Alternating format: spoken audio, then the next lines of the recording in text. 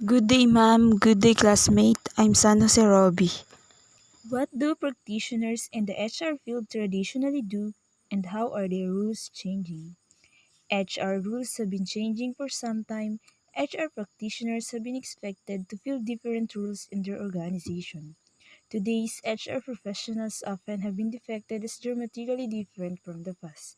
For example, they are expected to focus on and guarantee deliverables from deployment of HR practices that create value for their organization, develop organizational architecture and use them to translate strategy into action, perform organizational diagnosis by applying their organizational architecture to set organizational priorities, re-engineer HR work through the use of technology, process re-engineering teams, and quality improvements with the employee voice in management discussions, ensuring that employees feel that their issues have been heard and be catalysts, facilitators, and designers of both cultural change and capacity for change, establishing a vision for the HR function that excites clients and engage HR professionals.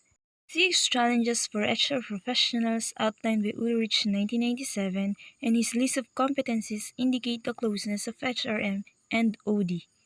1. HR theory. HR professional must master the theory behind HR work.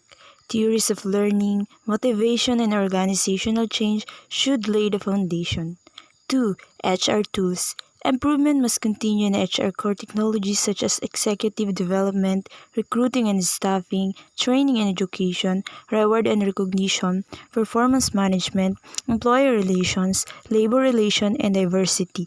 We have 5 HR tools will become critical for the future. Global HR.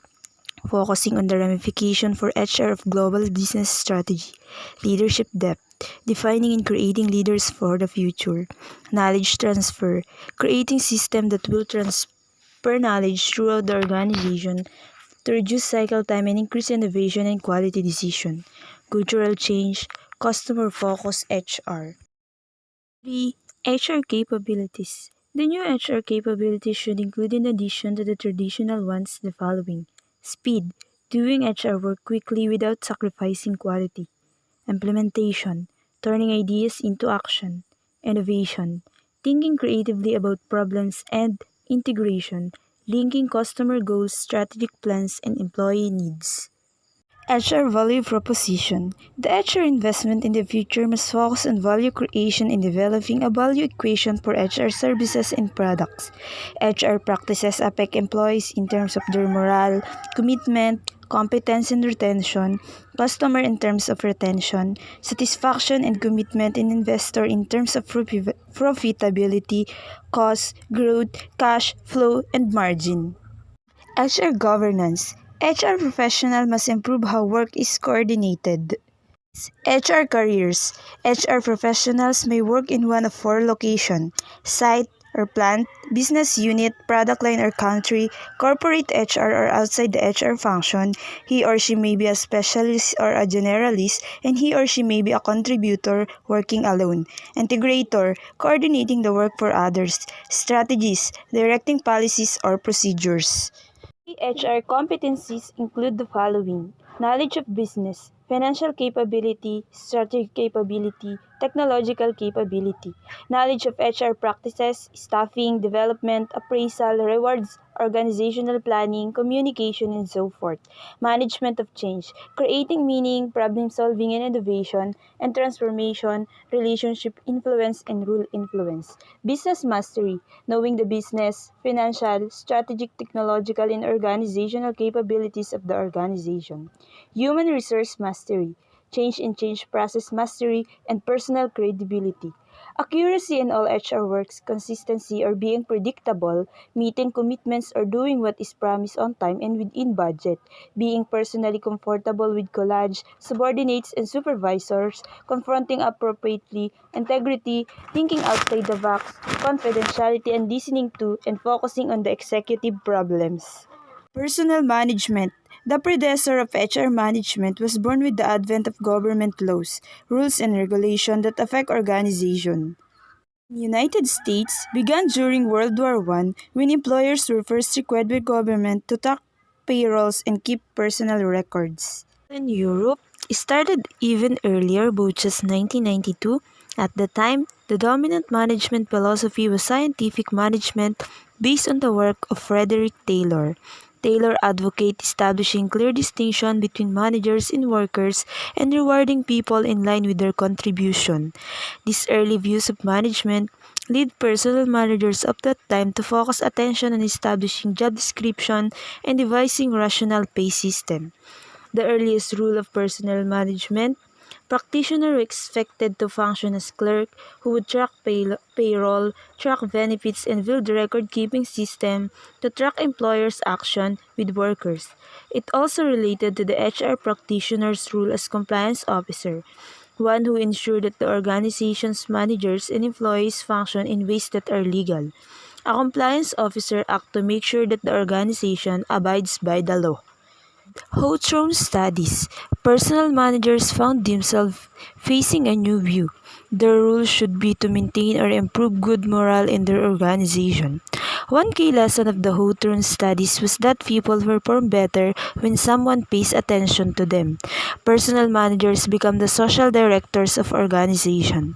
They were expected to lead efforts to get people to work together more effectively by paying attention to them as people and the social side of the business. HRs often to lead company picnics and other social events, track employee movement, attitude surveys, address issues centering on employee wellness, manage cafeterias, supervise workplace security, and generally oversee employee welfare. In British organization, HR director called welfare officer. 1950s and 1960s, modern human resource management was born. Following a difficult transition in the late 1950s, economists and management thinkers alike began discussing the importance of the human side of the enterprise. These thinkers emphasized that organizations should do more to unleash employee potential and should focus their humanistic efforts made popular with the Human Relations School of Management thought toward improving productivity. It was an appealing philosophy that still impacts many organizations to this day. The role of human resource management should be to create a work climate in organization where individuals can realize their potential.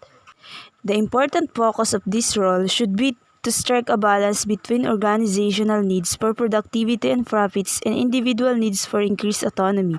Human resource management and human resource development were first coined to declare a new role for the old personnel function. More recent thinking about HR has reflected different school of thought. One view is that HR should shift its focus to become more strategic in its trust, relegating highly transactional efforts such as processing forms or record keeping to outsourcing agents or downloading them onto managers or employees to carry out. Second, HR should shift its focus to become more oriented to human performance improvement or performance consulting, which helps operating managers to troubleshoot and solve people problems that exceed their skills. Third, HR should shift its focus to help managers and workers to manage change and that rule link closely to OD. One of the study of HR managers revealed their own opinions about how the rules are changing. According to the study results, Lipet 2001, HR managers perceive that their successor will increasingly focus on the following: 43.5% personal management and managers' competencies, training, path of careers; 41.8% organizational development, managing change, organizational culture; 33% employment policy; 21% employee cooperation; 14% personal administration, pay, recruiting, work evaluation; 9% social relation. From this result, it seems clear that HR managers in the study perceive that HR will have to focus more attention on building an organization competitive advantage through focusing on human capital and facilitating organizational change.